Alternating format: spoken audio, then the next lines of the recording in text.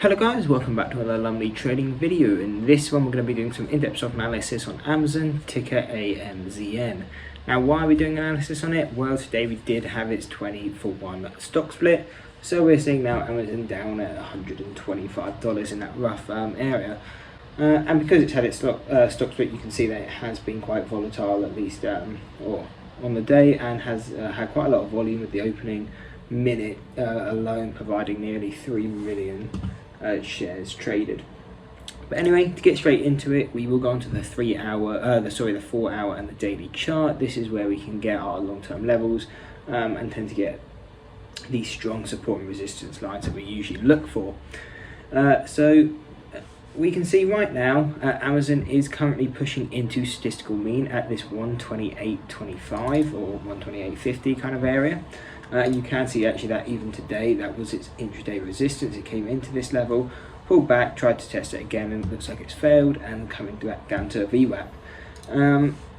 And so yeah, statistical mean, you're always going to get some volatility around this level, just because it is a lot of the time where people will lock in profits, and especially algorithms. So usually big money will be locking in profits or getting out of trades or just getting into trades at that level, so it tends to be quite a volatile level. And the same if it can push up to this 136, we'll see the same thing here. So yeah, these are the two levels, or at least within this range on AMZN. We wouldn't look to so much trade, because when you're trading within the statistical mean area, stocks, it's kind of hard to track where they're going to go. It can be quite uncertain, and yeah, it can just be very volatile in an unpredictable way. So really, this 125 to 130, this 125 to 128 to kind of 135, we just would not look to trade within this area. Now, if you're already long though and you're looking for targets to the upside, or you're starting to look, or if you want to start shorting AMZN, where would your targets be? So our first target is going to be at this 148 and 154. So these targets here, if you were looking to lock in profits, definitely areas we'd be looking to lock in profits too. However, if you were looking to short, we wouldn't be looking to do it into these levels, just because it's not really a strong enough level to start shorting. When we're trading standard deviations, we like to be looking at the second or third to begin to short, and the reason for this is, if you understand standard deviations, 68% of the data we trade within these first deviations, but it also means over 30% we trade outside of. So yeah, usually it's just a bit too risky to be shorting coming into these first deviations. So instead we would be pushing out for a further target of 167 to around 173, and these are areas, again, if you are long, definitely areas to be looking in profits and moving our stops if we haven't already. And again, if you're now looking to short, this is kind of our entry level where we'd start looking to short from this 167. That's where we would justify being a bit more short bias on the stock, because it is becoming very overbought. Now, if it continues up even further, we're going to have final targets of around 188 to around 192. And again, this is a third deviation, so if you're long, this is kind of the final target that we would have to be locking in profits. We wouldn't look to be holding past here, because we wouldn't expect the stock to go past here, because it's very unlikely, at least on a statistical deviation basis, where you have 99.7% of the data trade within these third deviations, or these green deviations. So really, when stock comes into here, we would lock in all profits if we were long, and if we were short, this is definitely where we'd be getting a bit of a heavy short in, just because more likely than not we would expect the stock to fall down from here.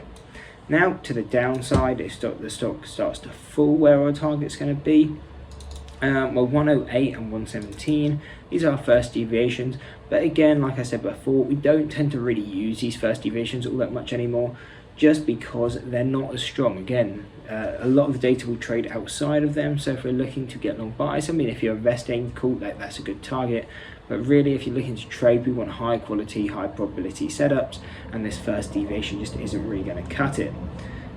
So instead we would be looking down to this second deviation, which is around the 98 and the $88 levels, and so yeah, these are areas where we would now start being long bias. And if you were short from any of these levels, or even now, these are definitely areas where we'd be starting to lock in profits. If the price does push down even further though, then we're going to have final buy targets at kind of $80 and $68. But again, we wouldn't really ever expect Amazon to go past these levels, at least while the deviation's at this level.